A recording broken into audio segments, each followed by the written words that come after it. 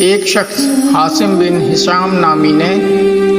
نبی کریم صلی اللہ علیہ وسلم سے سوال کیا تھا کہ یا رسول اللہ، آپ پر وحی کیسے نازل ہوتی ہے؟ آپ صلی اللہ علیہ وسلم نے فرمایا کہ وحی نازل ہوتے وقت کبھی مجھ کو گھنٹی کی سی آواز محسوس ہوتی ہے اور وحی کی ایک کیفیت مجھ پر بہت شاق گزرتی ہے۔ جب ایک کیفیت ختم ہوتی ہے تو میرے دل اور دماغ پر جو اس فرشتے کے ذریعے نازل ہوئی وہی محفوظ ہو جاتی ہے، اور کسی وقت ایسا ہوتا ہے کہ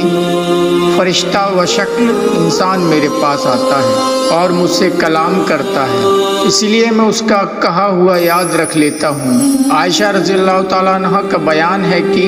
میں نے سخت کڑاکے کی سردی میں نبی کریم صلی اللہ تعالیٰ علیہ وسلم کو دیکھا ہے کہ آپ صلی اللہ تعالیٰ علیہ وسلم پر وحی نازل ہوئی، اور جب اس کا سلسلہ رکا تو آپ صلی اللہ تعالیٰ علیہ وسلم کی پیشانی پسینے سے شرابور تھی۔ صحیح بخاری حدیث نمبر 2۔